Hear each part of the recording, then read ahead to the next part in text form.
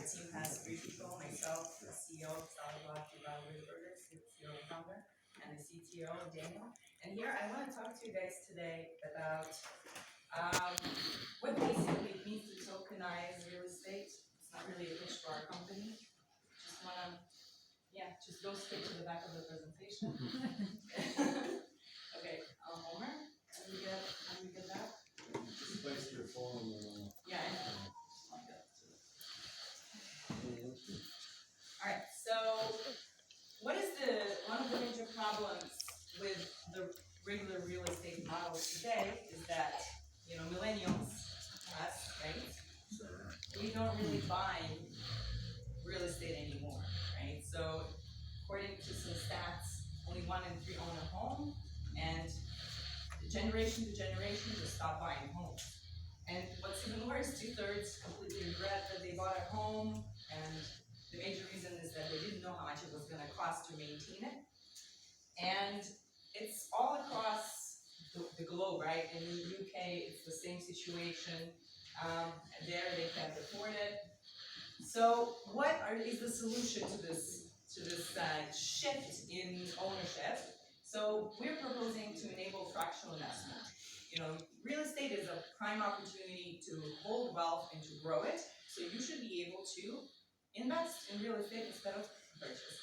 Second, simplify transactions. We're talking about generations, millennials and Gen X and Y and Z and so on are used to Tinder, Amazon, 1-hour delivery, not going to get mortgage, not going to go through all the paperwork. So simplify transactions.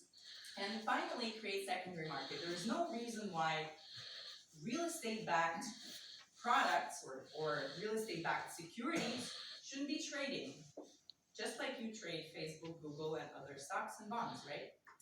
So, real estate tokenization, what does that really mean? And why is blockchain necessary for this process? Well, tokenization is simply taking a real estate asset or a fund, breaking it into parts, and then selling those parts to investors. Why do we need blockchain? Well, blockchain is the best and the most secure mechanism to hold an asset and to be able to trade it. So blockchain ledger enables us to do that.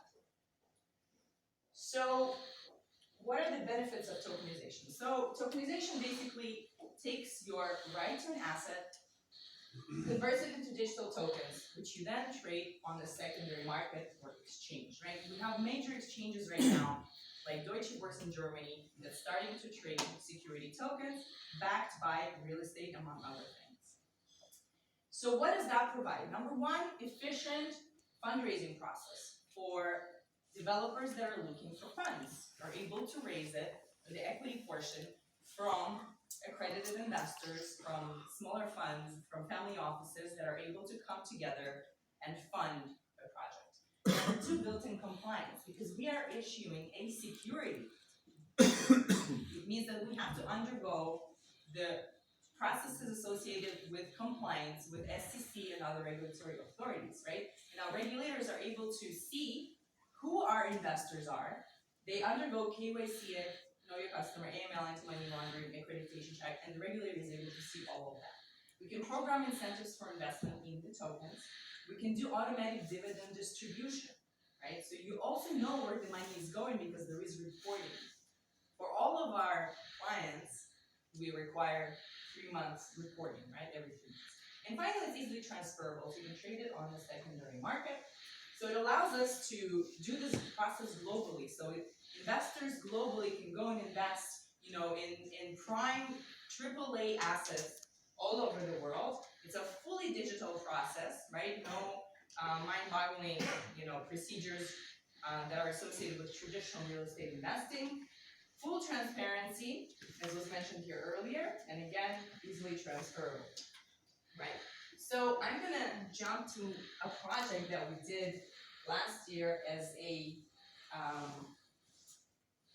that has been used by the industry as an example of the first ever commercial real estate tokenization, which we did in Aspen, Colorado. Aspen Coin issued $18 million worth of Aspen Coin, which was acquired by investors from all over the world. Right, so this is a Marriott hotel property called St. Regis resort that needed renovation, needed to raise $100 million, out of which 18 million was in equity. So this asset right now is already available for over-the-counter trading. So the holders of these tokens are able to trade them with outside parties and transfer the tokens. And the tokens are easily transferable in a similar fashion as Bitcoin would be, right? Wallet to wallet. The only difference is that this process is very regulated, meaning before you can transfer your tokens to another person by sell your investment, you have to undergo again KYC, AML accreditation checks, so that this whole process is controlled and under regulation, as I mentioned. So what are we doing now, and what's the next step for us? So we are working hard on tokenizing assets. We have a Radisson Hotel we're doing in Asia. We're doing several funds in Europe, and we are working on a long pipeline of assets throughout the due diligence process, right? So that's where we are right now. What are we looking for? Well, I know that some of you guys are property managers and developers, so we'd love to do even a pilot project, or we'd love to cooperate with you to tokenize assets. We're also working with investors, with family offices. We can tokenize funds that hold, real estate assets as well. And we can also, obviously, we're also looking for a distribution networks for the tokens we issue, for the portfolio we have. So we'd love to work with companies that are providing financing for real estate projects, right? So this is, I believe that this is going to be the way all real estate projects in the future are going to be financed, because there is an unprecedented technology that helps ensure liquidity, transparency, and efficiency of the whole process. So this is pretty much standard. And finally, private investors, we're looking for our equity round, which is led by Built Up Ventures. So the seed round is still open. So if you guys are interested, we'd love to talk to you and work with you guys. Thank you.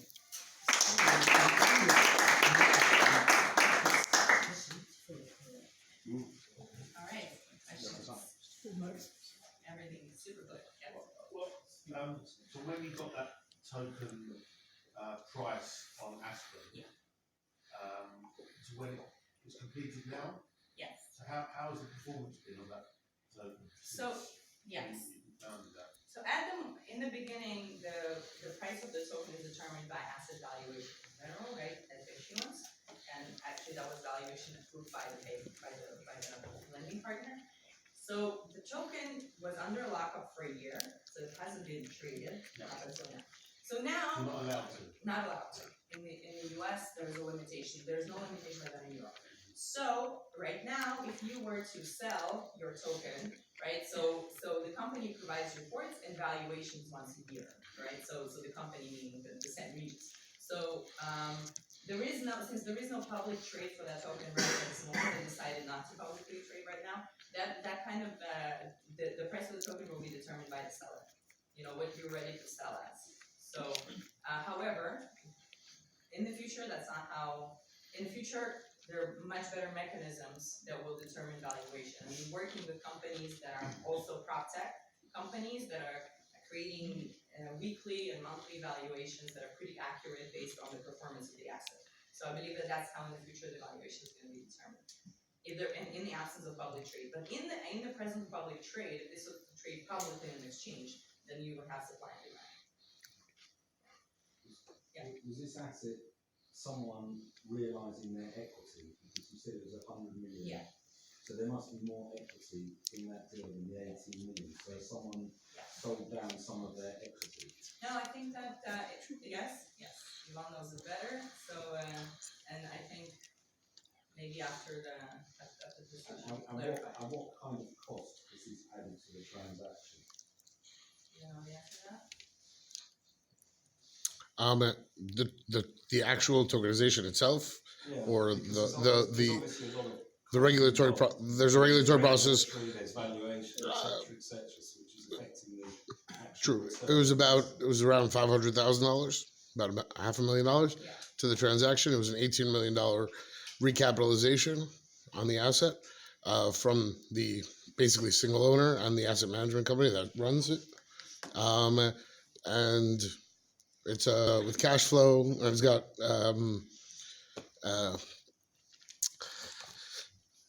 Yeah, it was bought by 22 different investors, mostly accredited and private investors.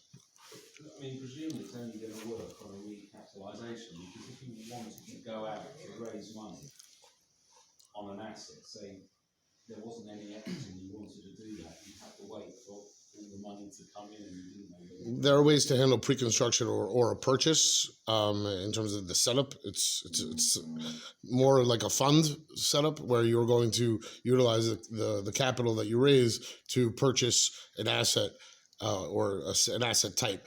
You can those are two different asset classes. This is an asset that was already owned, and somebody was looking to get liquidity on that asset. So we have actually different types of assets in the portfolio, yielding, some development.